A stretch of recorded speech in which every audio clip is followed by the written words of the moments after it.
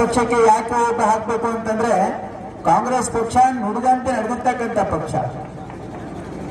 ಕಾಂಗ್ರೆಸ್ ಪಕ್ಷ ಬಡವರ ಪಕ್ಷ. ಇದು ಕಾಂಗ್ರೆಸ್ ಪಕ್ಷ ಈ ರಾಜ್ಯದಲ್ಲಿ, ಈ ದೇಶದಲ್ಲಿ ಯಾವಾಗ ಅಧಿಕಾರಕ್ಕೆ ಬಂದಿದೆ, ಯಾವತ್ತೂ ಕೂಡ ಸಾಮಾನ್ಯ ಜನರ, ಬಡವರ ಮತ್ತು ರೈತರ ಇವತ್ತು ಹಿತವನ್ನ ಕಾಪಾಡ್ತಕ್ಕಂಥ ಕೆಲಸ ನಮ್ಮ ಸರ್ಕಾರ ಮಾಡಿದೆ. ಕಳೆದ ಚುನಾವಣೆಯಲ್ಲಿ ಕಾಂಗ್ರೆಸ್ ಪಕ್ಷ ಈ ರಾಜ್ಯದ ಜನರಿಗೆ ಮಾತನ್ನ ಕೊಟ್ಟಿದೆ. ನಾವು ಹೇಳಿದ್ವಿ, ಒಂದು ವೇಳೆ ನಮ್ಮ ಸರ್ಕಾರ ಈ ರಾಜ್ಯದಲ್ಲಿ ಬಂದ್ರೆ ನಾವು 5 ಗ್ಯಾರಂಟಿಗಳನ್ನ ಘೋಷಣೆ ಮಾಡಿದ್ವಿ. ಈ ರಾಜ್ಯದ ಜನರಿಗೆ 5 ಗ್ಯಾರಂಟಿಗಳನ್ನು ನಾವು ವಾಗ್ದಾನ ಮಾಡಿದ್ವಿ. ಕೇಂದ್ರದಲ್ಲಿ ನಮ್ಮ ಸರ್ಕಾರ ಬಂದ್ರೆ ನಾವು ಹೇಳಿದ್ವಿ, ಈ ದೇಶದ ಪ್ರತಿಯೊಂದು ಬಡವರ ಕುಟುಂಬದ ಮನೆಗೆ 1 ಲಕ್ಷ ರೂಪಾಯಿ ಕೊಡ್ತೀವಿ ಅಂತ ಹೇಳಿದ್ವಿ ಪ್ರತಿ ವರ್ಷ ಮಹಾಲಕ್ಷ್ಮಿ ಯೋಜನೆಯಲ್ಲಿ. ಈ ದೇಶದ ರೈತರ ಸಾಲ ಮನ್ನಾ ಮಾಡ್ತೀವಿ ಅಂತ ಹೇಳಿದ್ವಿ. ಇದು ನಮ್ಮ 2ನೇ ಗ್ಯಾರಂಟಿ. ಒಂದು ದೇಶದಲ್ಲಿ ನಮ್ಮ ಸರ್ಕಾರ ಬಂದ್ರೆ ಇವತ್ತು ನಾವು ದೇಶದ ರೈತರ ಸಾಲ ಮನ್ನಾ ಮಾಡ್ತೀವಿ ಅಂತ ಹೇಳಿದೀವಿ. ಬೆಂಬಲ ಬೆಲೆ ಕಾನೂನು ಮಾಡ್ತೀವಿ ಅಂತ ಹೇಳಿದೀವಿ.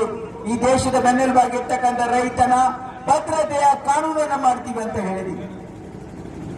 ನಮ್ಮ ಸರ್ಕಾರ ಬಂದ್ರೆ ಉದ್ಯೋಗ ಖಾತ್ರಿಯಲ್ಲಿ ಕೆಲಸ ಮಾಡ್ತಕ್ಕಂಥ ಕೂಲಿಯನ್ನ 400 ರೂಪಾಯಿ ಏರಿಸ್ತೀವಿ ಅಂತ ಹೇಳಿದೀವಿ.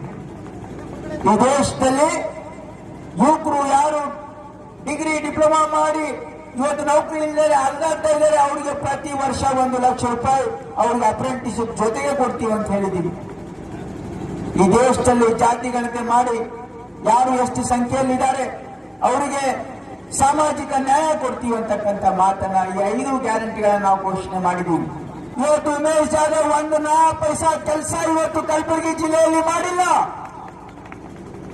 ನನ್ನ ಚಾಲೆಂಜ್ ಇದೆ ಇವತ್ತು ಭಾರತೀಯ ಜನತಾ ಪಾರ್ಟಿ ನಾಯಕರಿಗೆ.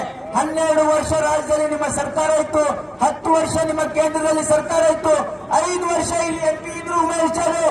1 ನಯಾ ಪೈಸಾ ಕೆಲಸ ಕಲಬುರಗಿ ಜಿಲ್ಲೆಯಲ್ಲಿ ಆದ್ರೆ ಇವತ್ತು ನೀವು ತೋರಿಸಿ, ನನಗೆ ಹೇಳ್ತೀನಿ ನಿಮಗೆ. ನಾವು ನಿಮಗೆ ತೋರಿಸಲಿಕ್ಕೆ ರೆಡಿ ಆಗಿದ್ದೀವಿ. ಈಗ ತಾನೇ ನಮ್ಮ ಸಂಗಣ್ಣವರು ಹೇಳಿದ್ರು, ಇವತ್ತು ಜಯದೇವ ಇನ್ಸ್ಟಿಟ್ಯೂಟ್ ಆಫ್ ಕಾರ್ಡಿಯಾಲಜಿ, ಇವತ್ತು ಸರ್ಕಾರಿ medical college, trauma centre, super speciality ಆಸ್ಪತ್ರೆ, ಕಿದ್ವಾ ಇನ್ಸ್ಟಿಟ್ಯೂಟ್ ಆಫ್ ಕ್ಯಾನ್ಸರ್, ಇವತ್ತು ತಾಯಿ ಮಕ್ಕಳ ಆಸ್ಪತ್ರೆ, Indira Gandhi institute of child health branch, ಇವೆಲ್ಲ ಮಾಡಿರ್ತಕ್ಕಂಥದ್ದು ಯಾರು? ಕಾಂಗ್ರೆಸ್ ಪಕ್ಷ. ಕಲಬುರಗಿ ಜಿಲ್ಲೆಯಲ್ಲಿ ಇವತ್ತು ಕಲ್ಯಾಣ ಕರ್ನಾಟಕಕ್ಕೆ ಆರ್ಟಿಕಲ್ 371J ಮಾಡಿದ್ದು ಮಲ್ಲಿಕಾರ್ಜುನ್ ಖರ್ಗೆ ಸಾಹೇಬರು, ಧರಮ್ ಸಿಂಗ್ ಸಾಹೇಬರು. ES ಆಸ್ಪತ್ರೆ, ಸೆಂಟ್ರಲ್ ಯೂನಿವರ್ಸಿಟಿ, ಏರ್ಪೋರ್ಟ್, ಹೈಕೋರ್ಟ್ ಪೀಠ, 1 ಕಲಬುರಗಿ ಜಿಲ್ಲೆಯಲ್ಲಿ ಆಗಿರ್ತಕ್ಕಂಥ ಪ್ರತಿಯೊಂದು ಅಭಿವೃದ್ಧಿ ಇವತ್ತು ನಮ್ಮ ನಾಯಕರು ಮಾಡಿರ್ತಕ್ಕಂಥದ್ದು, ಕಾಂಗ್ರೆಸ್ ಪಕ್ಷ ಮಾಡಿರ್ತಕ್ಕಂಥದ್ದು. ಏನ್ ಸಾಧನೆ ಇದೆ ಭಾರತೀಯ ಜನತಾ ಪಾರ್ಟಿದು? ಏನ್ ಮಾಡಿದ್ದಾರೆ ಉಮೇಶ್ ಜಾಧವ್? ಹೇಳಿಕೆ ಮುಖ ಇಲ್ಲ, ಮತ್ತೆ ಹೇಳ್ತಾ ಇದ್ದಾರೆ ಮೋದಿ ಮುಖ ನೋಡಿ ಓಟ್ ಕೊಡಿ ಅಂತ. ಈ ಜಿಲ್ಲೆಯ ಜನ ಒಂದ್ಸಾರಿ ಮೋದಿ ಮುಖ ನೋಡಿ ಓಟ್ ಕೊಟ್ಟಿದ್ದಾರೆ. ಅದು 2 ಕೈಯಿಂದ ನಾವು ಮುಡ್ತಾ ಇದ್ದೀವಿ. 1 ನಯಾ ಪೈಸಾ ಕೆಲಸ ನಮ್ಮ ಭಾಗದಲ್ಲಿ ಆಗಿಲ್ಲ. ನರೇಂದ್ರ ಮೋದಿ ಅವರು ಏನು ಮಾಡಿಲ್ಲ, ಉಮೇಶ್ ಜಾಧವ್ ಅವರು ಏನು ಮಾಡಿಲ್ಲ. ಇದು ಆಲೋಚನೆ ಮಾಡಬೇಕಾಗಿದೆ. ಈಗ ನಾನು ಕೂಡ ಧರಮ್ ಸಿಂಗ್ ಸಾಹೇಬರು ಮತ್ತೆ ಮಾರ್ಗದರ್ಶನ ಬೆಳೆದಿದ್ದೀವಿ. ನಾವೆಲ್ಲ ನಮ್ಮ ಗುಲ್ಬರ್ಗಕ್ಕೋಸ್ಕರ ರಾಮ ಇದು ಮಾಡಿದ್ದಾರೆ ಅಭಿವೃದ್ಧಿ ಕೆಲಸಗಳು, ಅದಕ್ಕೂ ನಮ್ಮ ನಾಯಕರು ಅದನ್ನು ಮುಂದುವರಿಸಬೇಕಾದ್ರೆ ನಾವು ಕಾಂಗ್ರೆಸ್ ಪಕ್ಷ ಗೆಲ್ಲಿಸದೇ ಮುಂದುವರಿತೀವಿ. ಮತ್ತೆ ಮುಂದೆ ಕೂಡ ಅಜಯ್ ಸಿಂಗ್ ಅವರಿದ್ದಾರೆ, ಶಂಕರ್ ಪ್ರಕಾಶ್ ಎಲ್ಲರೂ ಪಡ್ಕೊಂಡು ಹೋಗ್ತಾರೆ. ನಾವೆಲ್ಲ ನಾವು ಮಾಡಬೇಕಾದ್ರೆ ನಮ್ಮನ್ನ ನಾವು ವೋಟ್ ಮಾಡಿ ಪಾರ್ಲಿಮೆಂಟ್ ಕಳಿಸ್ಕೊಡ್ಬೇಕು. ನಮ್ದೇನಪ್ಪ ಅಂದ್ರೆ ತಾವು ನಮ್ಗೆ ಮತ ಹಾಕಿ ಆಶೀರ್ವಾದ ಮಾಡಿ ಪಾರ್ಲಿಮೆಂಟ್ ತಮ್ಮ ಸೇವೆ ಮಾಡಕ್ಕೆ ಒಂದು ಅವಕಾಶ ಮಾಡಿಕೊಡ್ಬೇಕು ನಮ್ಗೆ ಹೇಳಿ ಕೇಳ್ಕೊಳ್ತೀವಿ.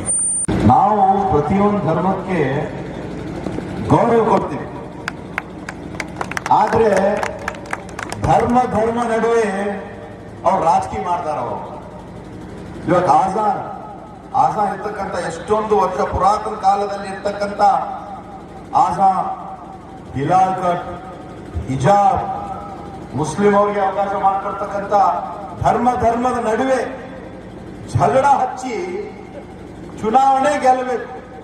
ಇದು ಹೊಸದೇನಲ್ಲ. 2003ರಲ್ಲಿ ಗೋದ್ರಾಗಿತ್ತು. ಇದೇ ನಮ್ಮ ದೇಶದ ಪ್ರಧಾನಮಂತ್ರಿ ನರೇಂದ್ರ ಮೋದಿ ಸೋಲ್ತಾರ ಅಂತ ಹೇಳಿದ್ರೆ ಗೋದ್ರಾ ಕಾರ್ನೇಜ್ ಮಾಡಿ ಬೆಂಕಿ ಹಚ್ಚಿಬಿಟ್ಟಿದ್ರು ಚುನಾವಣೆಗೋಸ್ಕರ. ಇವತ್ತು ಮೊನ್ನೆ ಬಿಜೆಪಿ ಅವ್ರು ಗೊತ್ತಾಗ್ಬಿಡ್ತು ನಾವು ಚುನಾವಣೆ ಗೆಲ್ಲಲ್ಲ ಅಂತ 2023ರಲ್ಲಿ. ಅದಕ್ಕಿದೆಲ್ಲ ಮಾಡಿದ್ರು. ಮುಸ್ಲಿಂ ಮೈನಾರಿಟಿ ಅವರಿಗೆ 4% ಇರ್ತಕ್ಕಂಥ ಒಂದು ರಿಸರ್ವೇಶನ್ ಹಿಂಪಡೆದ್ರು ಅವರು. ಇದೆಲ್ಲ ಏನು? ಕೇವಲ ಓಟ್ಗೋಸ್ಕರ. ಇಡೀ ದೇಶದಲ್ಲಿ ಯಾವ್ದಾದ್ರೆ ಒಂದು ಜಾತ್ಯತೀತ ಪಕ್ಷ ಇದೆ ಅಂದ್ರೆ ಅದು ಕಾಂಗ್ರೆಸ್ ಪಕ್ಷ. ಇವಾಗ ಜನತಾದಳವನ್ನು ಕೂಡ ಚೇಂಜ್ ಮಾಡ್ಬಿಟ್ಟಿದ್ದಾರೆ ಹೆಸರು. ಜಾತಿ ಕಳೆದು ಕೋಮಾರಿ ಮಾಡ್ಬಿಟ್ಟಿದ್ದಾರೆ. ಯಾರೋ ಹೇಳ್ತಾ ಇದ್ರು ಮೊನ್ನೆ.